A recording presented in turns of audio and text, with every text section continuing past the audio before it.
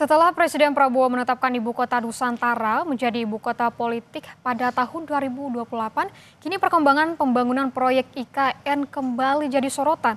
Tak hanya dari tanah air, sorotan juga datang dari media luar negeri. Lalu, bagaimana menyikapi polemik kelanjutan IKN?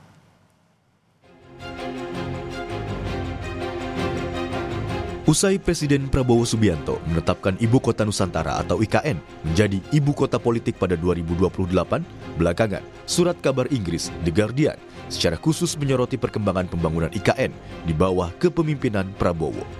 Dalam judul artikelnya ditulis IKN terancam jadi kota hantu.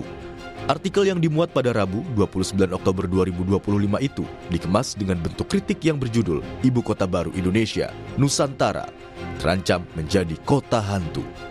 The Guardian menyoroti dana negara untuk proyek IKN telah menurun drastis. Sementara pembangunan melambat dan sedikit pegawai negeri yang bersedia pindah dari Jakarta. Artikel ini juga menggambarkan di sepanjang deretan bangunan baru yang futuristik. Boulevard Nusantara sebagian besar kosong, kecuali beberapa tukang kebun dan turis yang penasaran. Dalam dialog di program Kompas Petang, juru bicara PSI bilang Prabowo Subianto komitmen melanjutkan proyek IKN menjadi ibu kota politik.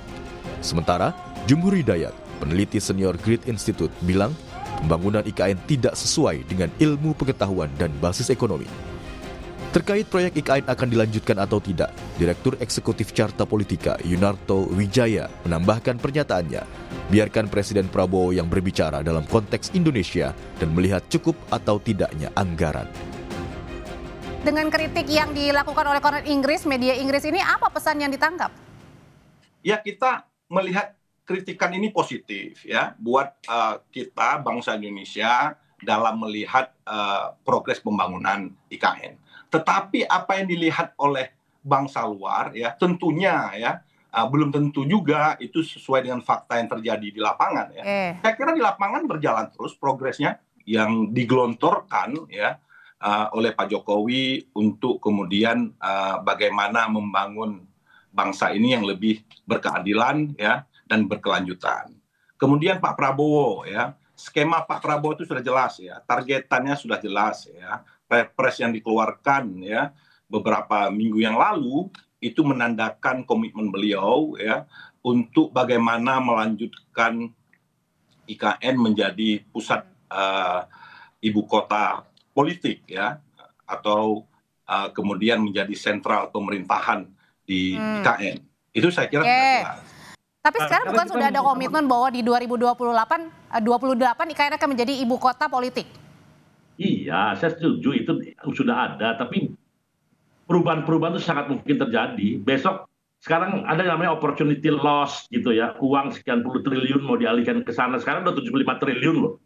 Nah, sementara kita tahu ada berapa puluh juta orang yang miskin, yang kelaparan bahkan, apa itu nggak lebih penting gitu. Untuk pertumbuhan ekonomi, pusat pertumbuhan apa ya harus di satu titik dengan dana sebesar itu. Dengan uang sebesar itu kalau tiap beberapa kota dibesarkan dengan tambahan 2-3 triliun nanti jangan-jangan tuh menjadi pusat pertumbuhan dari beberapa puluh kota gitu loh. Idenya tuh jadi apa ya, tidak science and knowledge based economic policy. Jadi tidak berbasis sains dan ilmu pengetahuan pengambilan kebijakan pada waktu itu, dan kita sekarang tidak usah terjerumus mengikuti kegagalan itu. Dan jadi artinya apa Mas Toto dengan tadi anggarannya semakin berkurang kemudian di 2008 sebenarnya? Kalau anggaran semakin berkurang jelas Audrey bahwa Pak Prabowo itu memang dalam skala prioritasnya ketika kita bicara Astacita, ketika bicara mengenai bagaimana kampanye politik Pak Prabowo ini tidak memprioritaskan IKN. Pak Prabowo ini fokus pada dua hal.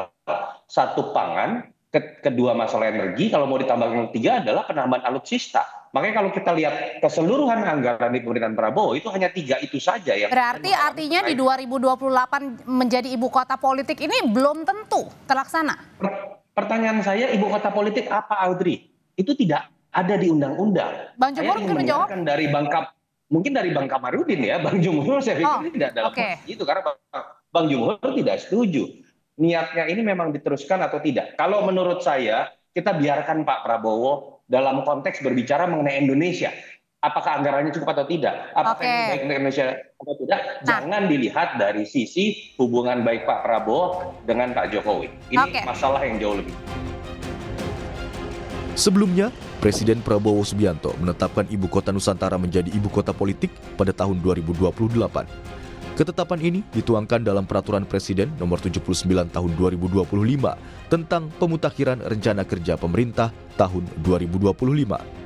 Dalam Perpres, turut dirinci syarat IKN menjadi Ibu Kota Politik di tahun 2028. Pertama, terbangunnya kawasan inti pusat pemerintahan dengan luas mencapai 800 hingga 850 hektar.